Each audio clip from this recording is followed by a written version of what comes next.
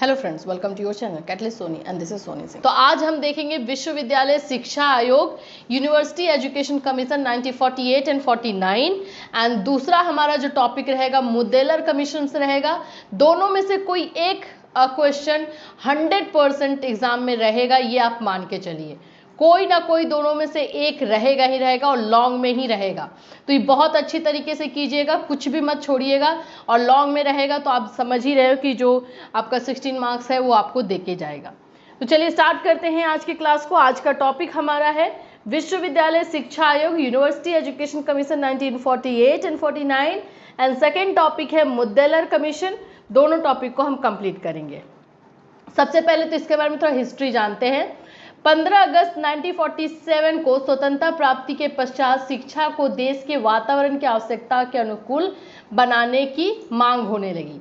सबसे पहले तो ये बात देखिए कि 1947 में जब हमारा देश आज़ाद हुआ और उसके पहले तक यानी अभी तक हमने जितने भी पॉलिसीज़ देखी है वो प्री इंडिपेंडेंट था, यानी कि स्वतंत्रता मिलने से पहले का था। जो हुआ था जिसमें 1813 का जो है चार्टर एक्ट था, या फिर जो है मेकाले का हुआ, वुड डिस्पैच हुआ, फिर उसके बाद से आप बंगाल विभाजन था।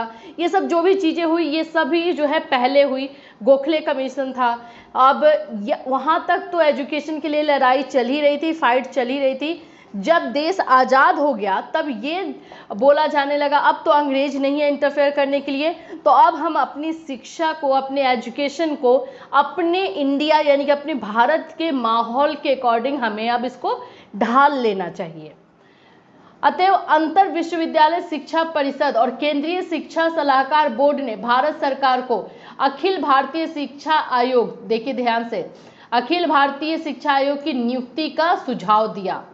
भारत सरकार ने इस सुझाव को स्वीकार कर लिया और 4 नवंबर 1948 ईस्वी को विश्वविद्यालय शिक्षा आयोग का गठन हुआ। कब हुआ है याद रखिएगा, 4 नवंबर 1948। 47 में आज़ादी मिली, 48 में 4 नवंबर 48 यानी कि 48 भी लगभग खत्म होने को था, तब जाकर के विश्वविद्यालय शिक्षा आयोग का गठन हुआ। देखिए इसके जो अध्यक्ष थे डॉक्टर सर्वपल्ली राधाकृष्णन नियुक्त किए गए। सबसे पहले अध्यक्ष कौन थे? डॉक्टर सर्वपल्ली राधाकृष्णन, जिनकी लिए जो है हम लोग 5 सितंबर में मनाते हैं उनके जन्मदिन के अवसर पे। इस आयोग में कुल 10 सदस्य थे। आयोग ने शिक्षा के विभिन्न पक्षों पर बहुमूल्य सुझाव दिए। यहाँ आयोग की नियुक्ति के उद्देश्य का उल्लेख है। तो समझ में आया कब हुआ, ये थोड़ा सा हिस्ट्री इसका देखना पड़ेगा, वो हमको लिखना पड़ेगा। तो 15 अगस्त 1947 की आज़ादी के बाद हमारे देश में जो है हमारा जो इन्वायरमेंट था वो हमारा जो एजुकेशन का इन्वायरमेंट था उसको फिर से ढालने की बात हुई। तो यहाँ पर अंतर विश्वविद्यालय शिक्षा परिषद और केंद्रीय शिक्षा सलाहकार बोर्ड ने भारत सरकार को अखिल भारतीय शिक्षा आयोग की नियुक्ति का सुझाव दिया। अब उसके बाद इन लोगों ने उस सुझाव को स्वीकार कर लिया और स्वीकार किया कब? 4 नवंबर 1948 को विश्वविद्यालय शिक्षा आयोग का गठन हो गया और इसके सबसे पहले अध्यक्ष जो बने वो डॉक्टर सर्वपल्ली राधाकृष्णन बने और इसमें टोटल सदस्य जो मेंबर्स थे उसमें 10 थे। ये इंपॉर्टेंट पॉइंट हिस्ट्री को लेके। अब आइए देखेंगे कि आयोग की नियुक्ति के उद्देश्य, किस उद्देश्य से जो है इस आयोग की नियुक्ति की गई। विश्वविद्यालय शिक्षा आयोग की नियुक्ति के उद्देश्य के संबंध में स्वयं इस आयोग ने कहा था, भारतीय विश्वविद्यालय शिक्षा के विषय में रिपोर्ट देना और उन सुधारों एवं विस्तारों के संबंध में सुझाव प्रस्तुत करना जो देश की वर्तमान और भावी आवश्यकताओं के लिए वांछनीय हो। तो देखिए इसकी ज़रूरत इसलिए हुई कि जो इंडिया का विश्वविद्यालय है, मतलब जो यूनिवर्सिटी है, उसमें शिक्षा एजुकेशन जो है कैसे चल रहा है उसके बारे में रिपोर्ट बनाना, उसमें जो प्रॉब्लम है, जो समस्या है, उसको कैसे सुधारा जा सकता है उसके बारे में सुझाव देना। तो ये इसलिए जो है विश्वविद्यालय आयोग की स्थापना की गई, यही उद्देश्य था। आयोग के सुझाव क्या क्या थे ध्यान से देखिएगा, यही क्वेश्चन आता है। पहले तो आपको पूछेगा कि विश्वविद्यालय शिक्षा आयोग के सिफारिशों का वर्णन करें, या फिर ये पूछेगा विश्वविद्यालय आयोग क्या है, कब इसकी स्थापना हुई और इसके सुझाव के बारे में लिखें। यही सुझाव एवं सिफारिश यही पूछता है। सबसे पहला सुझाव इन लोगों ने जो दिया, विश्वविद्यालय शिक्षा के उद्देश्य। सबसे पहले तो उद्देश्य बताया कि क्या होना क्यों चाहिए। विश्वविद्यालय जो शिक्षा आयोग की गठन 4 नवंबर को हमने किया 1948 में, इसका एक्चुअल में उद्देश्य मोटो क्या होना चाहिए। राधा कृष्णन आयोग ने विश्वविद्यालय, ये क्वेश्चन जो है राधा कृष्णन आयोग के नाम से भी आता है, विश्वविद्यालय शिक्षा आयोग के नाम से तो आता ही है और दूसरा राधा कृष्णन आयोग के नाम से भी आता है। तो देखिए दोनों में से किसी भी नाम से आएगा आपको करना है। राधा कृष्णन आयोग ने विश्वविद्यालय शिक्षा के संबंध में निम्नलिखित सुझाव प्रस्तुत किए। सबसे पहले हमारे विश्वविद्यालय को ऐसे व्यक्तियों का निर्माण करना चाहिए जो राजनीति, प्रशासन, व्यवसाय, उद्योग आदि क्षेत्रों में नेतृत्व कर सके।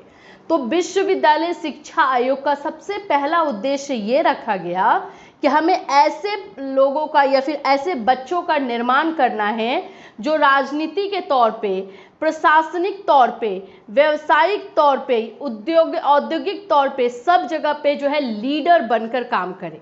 मतलब उनमें वो सारी क्वालिटीज हम डाल सके कि वो ये सभी क्षेत्र में जहाँ जाए वहाँ पे लीडर बने। तो पहला यही रखा गया कि ऐसे व्यक्तियों का निर्माण करना है। दूसरा है इस क्षेत्र द्वारा इस शिक्षा द्वारा क्षेत्रों में उन गुणों का उत्पन्न करना चाहिए जिनसे कि वे भविष्य में उत्तम नागरिक बनकर देश में प्रजातांत्रिक शासन को सफल बनाने में योगदान दे सके। मतलब पूरी तरह से देश के हित के लिए सोचा गया है। चूंकि मन और शरीर का घनिष्ठ संबंध है, अतः विश्वविद्यालय को विद्यार्थियों के मानसिक और शारीरिक दोनों तरह के विकास, मानसिक और शारीरिक विकास दोनों पर ही समान रूप से ध्यान देना चाहिए। तीसरा है, चौथा पॉइंट है, विद्यार्थियों में आध्यात्मिक जीवन का विकास करना भी विश्वविद्यालय का कर्तव्य है। विश्वविद्यालय समाज सुधार में अपना उल्लेखनीय योगदान दे सकते हैं, अतः उन्हें ऐसी प्रतिभाओं को जन्म देना चाहिए जो दूरदर्शी, बुद्धिमानी एवं साहसी हो। मतलब ऐसे स्टूडेंट्स बनाना जो कि दूर तक देख सके और जो भी डिसीजन ले वो सिर्फ और सिर्फ प्रेजेंट को देख करके ना ले, फ्यूचर को देख करके ले, इंटेलिजेंट हो, करेजियस हो, साहसी हो, ऐसे बच्चों का निर्माण करना। तो पहला विश्वविद्यालय शिक्षा के उद्देश्य यही 5 बने। दूसरा है, अगर देखिए यहाँ पे आप लोग को थोड़ा सा अपना दिमाग भी लगाना है, अगर ये क्वेश्चन आ जाए कि विश्वविद्यालय शिक्षा आयोग के उद्देश्य के बारे में बताइए तो ये 5 पॉइंट आप लिख सकते हैं। ऐसे आयोग और आयोग के सुझाव और सिफारिश में तो ये है ही। दूसरा जो इसका रखा गया है वो टीचर को लेकर के रखा गया। टीचर्स कैसे होने चाहिए, उनका किस तरह से योगदान हो सकता है, वो सब जो है सुझाव दिए गए टीचर को ध्यान में देखकर। देखिए पहले तो उद्देश्य, दूसरा टीचर। सबसे पहले विश्वविद्यालय के अध्यापकों को 4 श्रेणियों में विभाजित किया जाना चाहिए। उनके लिए आयोग द्वारा निर्धारित वेतन क्रम की व्यवस्था की जानी चाहिए। दूसरा बोला गया है, संबंध विद्यालयों में अध्यापकों हेतु आयोग द्वारा निर्धारित वेतन व्यवस्था की जानी चाहिए। वेतन के बारे में ही यहाँ पे चल रहा है अभी तक। शिक्षकों को प्रोविडेंट फंड के अधिक उत्तम सुविधाएं प्रदान की जानी चाहिए। इस फंड में शिक्षक और विश्वविद्यालय दोनों को ही 8% देना चाहिए। चौथा है, शिक्षक हेतु विश्वविद्यालय के निकट ही किराए पर निवास स्थान की व्यवस्था की जानी चाहिए। मतलब जहाँ स्कूल है उसी के आसपास में जो है उनके रहने का भी प्रबंध करना चाहिए। किसके? टीचर्स के।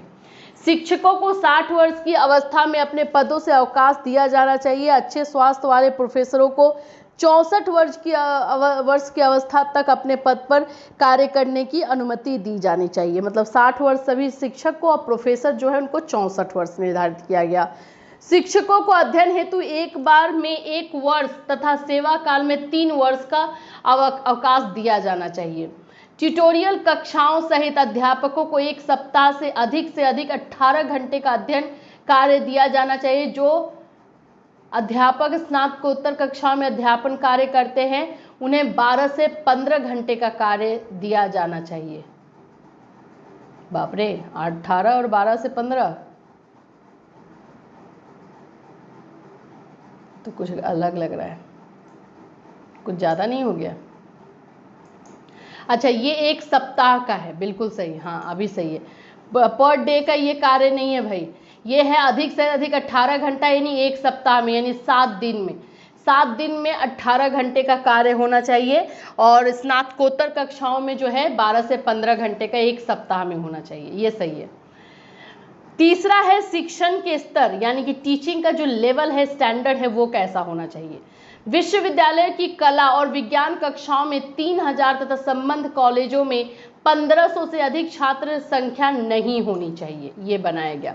देखिए, आप जब इस क्वेश्चन को लर्न करेंगे ना तो कैसे करेंगे, आयोग के सुझाव में सिफारिशें, पहले विश्वविद्यालय शिक्षा के आयोग को लेकर के ये 5 पॉइंट है, बस इसको लर्न कीजिएगा, ये 5 पॉइंट को दिमाग में बैठा लीजिएगा, वो हो जाएगा।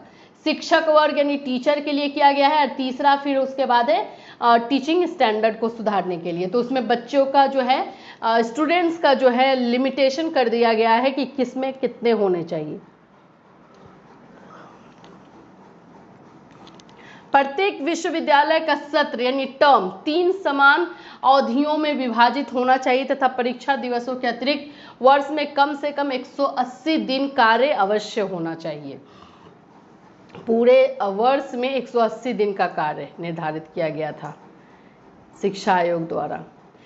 उत्तीर्ण प्रतिशत यानी पास जो परसेंटेज है बढ़ा दिया जाना चाहिए और इस प्रकार 40% अंक मिलने पर ही विद्यार्थी उत्तीर्ण समझे जाने तथा द्वितीय श्रेणी के लिए 55% और प्रथम श्रेणी के लिए 70% अंक आवश्यक माने जाते हैं। देखिए, मैं बताऊं, अभी आप लोग को ये परसेंटेज देखकर लग रहा होगा कि नहीं अलग है, ये जब उस समय बनाया गया तब यही निर्धारण हुआ था, लेकिन उसके बाद इसमें मॉडिफिकेशन भी हुआ है, काम करने के टाइम में भी मॉडिफिकेशन हुआ है। फिर उसके बाद परसेंटेज जो पासिंग मार्क्स है अब 33% हो चुका है और ये जो आपका फर्स्ट वाले स्टूडेंट्स के लिए 60% है और उससे नीचे वाले लोगों को सेकेंड डिवीज़न कर लिए रखा गया है। तो थोड़ा सा मॉडिफिकेशन इसमें हुआ है और ये 180 दिन का कार्य नहीं, अब 210 दिन के कार्य का दिखाया जाता है। तो इस तरह से ये सारी चीज़ें जो है थोड़ी थोड़ी चेंज हुई है। शिक्षक को अपने व्याख्यान परिश्रम से तैयार करना चाहिए और वह विद्यार्थियों से न केवल महत्वपूर्ण विषयों पर प्रश्न पूछे बल्कि श्याम पट पर कुछ महत्वपूर्ण बातों को लिख करके समझाया जाना चाहिए। लेकिन आपको जब शिक्षा आयोग का ये पूछेगा ना, विश्वविद्यालय आयोग ये पूछेगा क्वेश्चन, तो आपको लिखना यही सब है, क्योंकि उस समय यही डिसाइड हुआ था। ठीक है। फिर उसके 5वां नंबर है स्नातकोत्तर स्तर पर कक्षाओं के विद्यार्थियों को व्याख्यानों में उपस्थित होने के लिए बाध्य नहीं किया जाना चाहिए। अब पीजी लेवल के बच्चों को जो है आप फोर्स नहीं कर सकते हो। फिर है स्नातकोत्तर प्रशिक्षण एवं अनुसंधान कार्य, यानी कि पीजी लेवल पे जो ट्रेनिंग दिया जाता है, जो रिसर्च किया जाता है, उसके लिए स्नातकोत्तर कक्षाओं में पाठ्यक्रम के अंतर्गत एक विशेष विषय के उच्च अध्ययन तथा अनुसंधान की विधियों के प्रशिक्षण को स्थान दिया जाना चाहिए। स्नातकोत्तर कक्षाओं में छात्रों को प्रवेश अखिल भारतीय स्तर पर किया जाना चाहिए तथा छात्रों एवं अध्यापकों के मध्य घनिष्ठ संबंध स्थापित किया जाना चाहिए। पीएचडी के छात्रों का चयन भी अखिल भारतीय स्तर पर होना चाहिए। ये सारे नियम बनाए गए थे। एमएससी और पीएचडी के छात्रों को शिक्षा मंत्रालय द्वारा बड़ी संख्या में छात्रवृत्ति दी जानी चाहिए, स्कॉलरशिप के लिए बात हुआ था।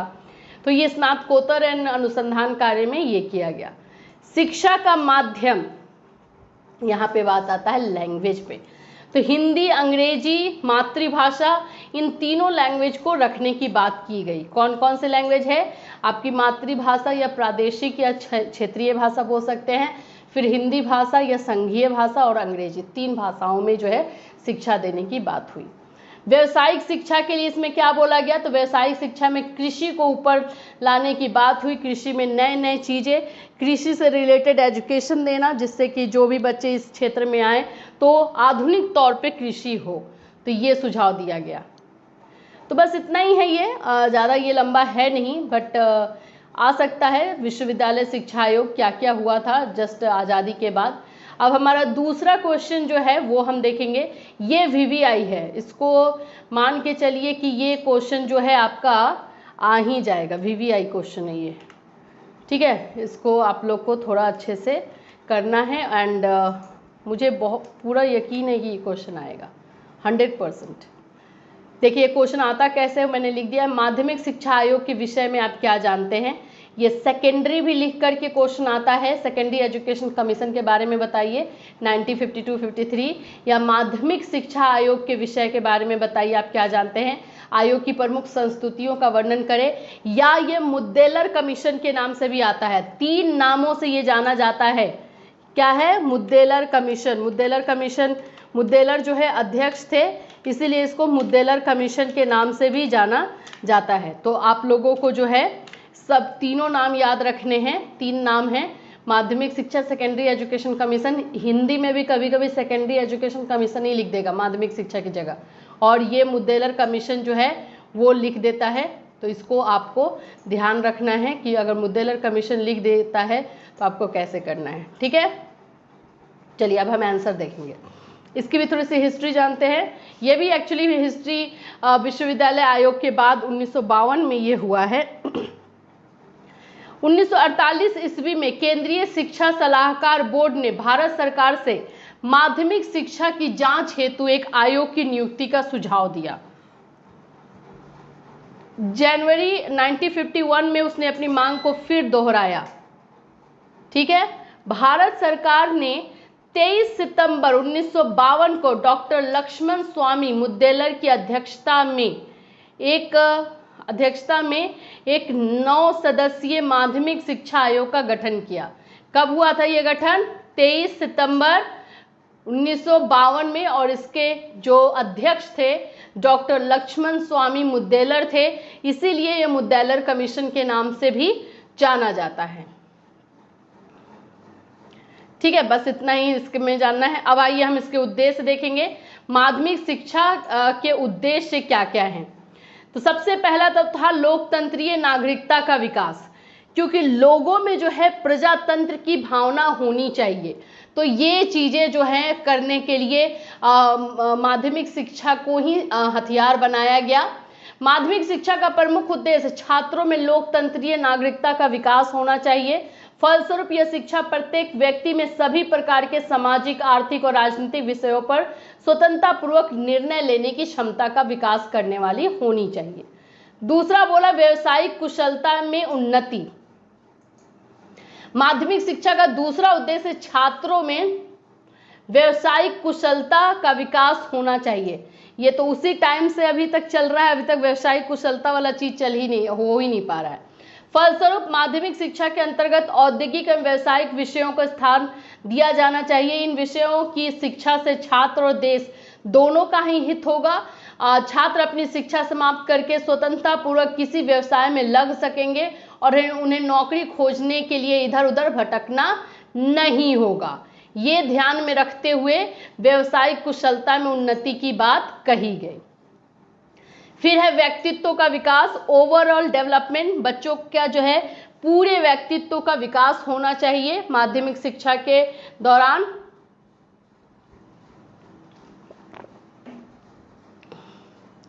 माध्यमिक शिक्षा का एक अन्य प्रमुख उद्देश्य छात्रों के व्यक्तित्व का सर्वांगीण विकास होना चाहिए।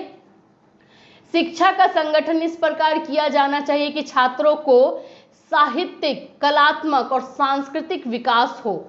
मतलब अगर किसी बच्चे में जो है साहित्यिक तौर पे वो आगे जाना चाहता है तो विकास हो जाए, उसकी आर्ट जो है आर्टिस्ट बनना चाहता है, सांस्कृतिक विकास उसमें होना चाहता है, जैसा भी जिस बच्चे में जो विकास होना चाहता है वो पूरी तरीके से हो और माध्यमिक शिक्षा जो है उसको आधार दे।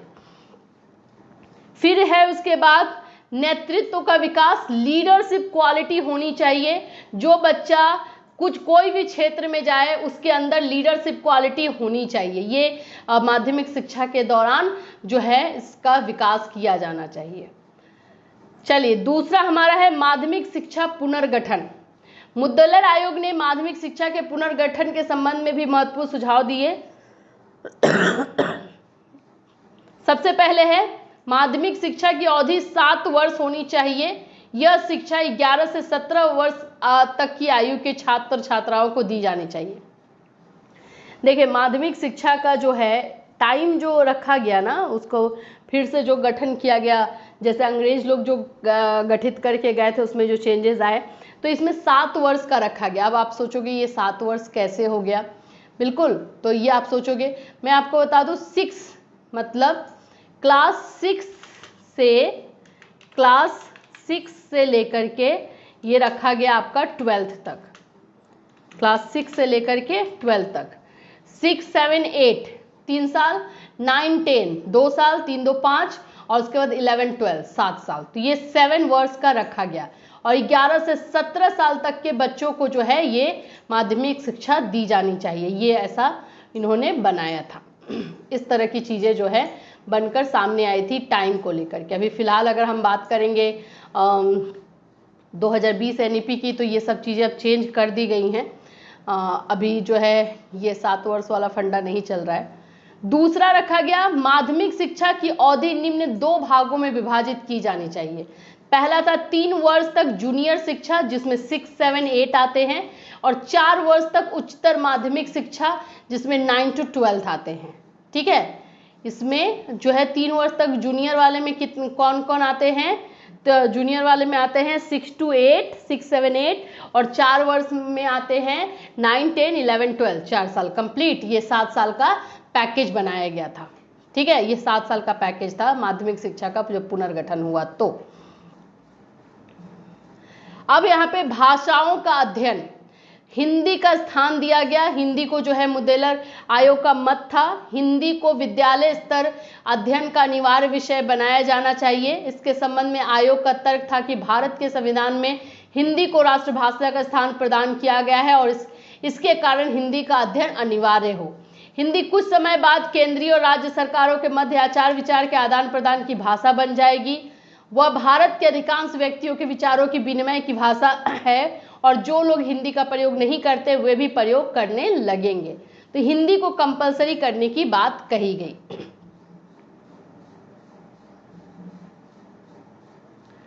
दूसरा था अंग्रेजी का स्थान, इंग्लिश का। मुद्देलर आयोग का विचार था कि अंग्रेजी लगभग सभी राज्यों में माध्यमिक स्तर पर अध्ययन का अनिवार्य विषय है और उसे उसी स्थान पर रहना चाहिए। आयोग का विचार था कि अंग्रेजी भारत के शिक्षित वर्गों में अत्यंत लोकप्रिय भाषा है। उसके अध्ययन ने भारत में राजनीतिक और अन्य क्षेत्रों में एकता स्थापित करने में योगदान दिया है। अंतर्राष्ट्रीय क्षेत्रों में जो भारत की स्थिति है अंग्रेजी के अध्ययन का ही परिणाम है। यदि संकुचित राष्ट्रीय भावना से प्रेरित होकर अंग्रेजी को माध्यमिक विद्यालय से हटा दिया जाएगा तो उसके परिणाम घातक होंगे। तो अंग्रेजी को, हिंदी को, अंग्रेजी को दोनों को रखा गया। अब पाठ्यक्रम यानी कि करिकुलम में क्या क्या चेंजेस हुए मुद्देलर कमीशन में।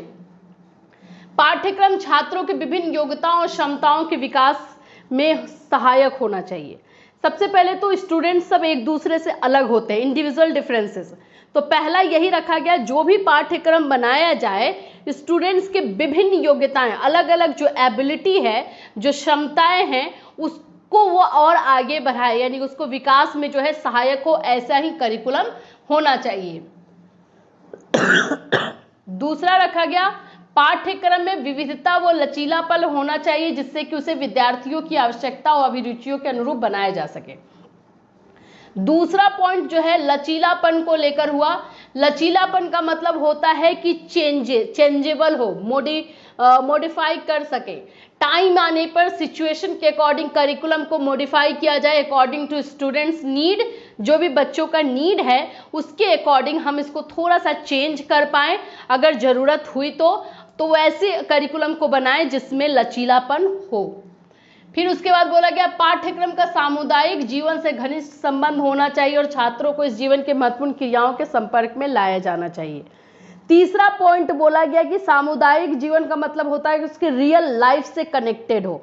ऐसे पाठ्यक्रम का यूज किया जाए जो बच्चे के रियल लाइफ से कनेक्ट करे, जिससे कि उसके पढ़ाई पूरी होने के बाद वो अपनी पढ़ाई का यूज जो है अपने दैनिक जीवन में कर पाए। पाठ्यक्रम ऐसा होना चाहिए जो छात्रों को न केवल कार्य करने अपितु अपने अवकाश का सदुपयोग करने की सुविधा प्रदान करे। पाठ्यक्रम के विषयों का एक दूसरे और जीवन से प्रत्यक्ष संबंध होना चाहिए। तो ऐसे जो है चीज़ों के लिए पाठ्यक्रम के लिए सजेशन दिया गया। फिर है पाठ्यक्रम के विषय। ठीक है, चलिए ये सजेशन पाठ्यक्रम के बारे में तो हो गया, लेकिन करिकुलम में कौन कौन से सब्जेक्ट रखे जाएं। तो पहला बोला गया मिडिल अथवा जूनियर हाई स्कूल के लिए।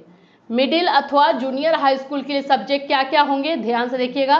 भाषाएं, सामाजिक विषय, सामान्य विज्ञान, गणित, कला और संगीत, हस्तशिल्प और शारीरिक शिक्षण। ये किसके लिए है, मिडिल और जूनियर हाई स्कूल के लिए। 6 to 10 के लिए, ठीक है, 6 to 8 के लिए, सॉरी ये किसके लिए है, मिडिल अथवा जूनियर हाई स्कूल का मतलब होता है 6 to 8, क्लास 6 to 8 होता है इसका मतलब, ठीक है, क्लास 6 to 8 के लिए। फिर उसके बाद है हाई और हायर सेकेंडरी स्कूल के लिए, ये आपका 9 to 12 हो गया। आयोग ने यह सुझाव दिया कि माध्यमिक शिक्षा के उच्च स्तर पर पाठ्यक्रम के विषयों का विभिन्नीकरण या डाइवर्सिफिकेशन किया जाना चाहिए, जिससे कि छात्रों की अभिरुचियों की आवश्यकताओं की पूर्ति हो सके। तो इसमें दो तरह के सब्जेक्ट को रखा गया, एक तो कोर सब्जेक्ट जिसमें आप जो रख सकते हैं, और दूसरा था वैकल्पिक ऑप्शनल सब्जेक्ट जिसमें आप चूज कर सकते हैं। कोर सब्जेक्ट आप इसको चेंज नहीं कर सकते, ये कंपलसरी है, कंपलसरी सब्जेक्ट बोल सकते हो, और कुछ सब्जेक्ट जो है ऑप्शनल रखा गया, जो विद्यार्थी अपनी इच्छाओं के आधार पर उसको चुन सकते हैं। तो ये 9 to 12 का सब्जेक्ट रखा गया, ठीक है, पाठ्यक्रम के ये विषय हुए। हमारा नेक्स्ट जो है जिसके बारे में सुझाव दिया गया है मुद्देलर कमीशन में, वो है शिक्षण विधियां। शिक्षण विधियां यानी कि टीचिंग मैथोलॉजी। शिक्षण विधियों का उद्देश्य छात्रों को केवल कुशलता का ज्ञान प्रदान ही नहीं चाहिए, बल्कि उनमें उचित मूल्यों, उचित दृष्टिकोण अथवा कार्य करने की उचित आदतों का निर्माण भी होना चाहिए। इसमें यह बोला गया कि हम टीचिंग मेथड सिर्फ ये ना चुने कि जो हम पढ़ा रहे हैं बच्चे जो है दिमागी तौर पे अपने दिमाग में डाल लिए, नहीं, वो तो ठीक है कि उसको आप अपने दिमाग में डालें, साथ ही साथ आपका मोरल डेवलपमेंट होना चाहिए, जिसको हम लोग नैतिक जो है विकास बोलते हैं। क्या सही है क्या गलत है ये आप सोच सके, आपका अपना सोचने का तरीका हो, आपका अपना दृष्टिकोण हो, और आप उसको जो है सभी के सामने उसको प्रकट कर पाए, रख पाए। साथ ही साथ जो काम आप करना चाहते हैं उसके लिए आप हैबिचुएटेड हो, आपका आदत जो है उसके लिए निर्माण हो, ये चीजें जो है शिक्षण विधियों के द्वारा होनी चाहिए।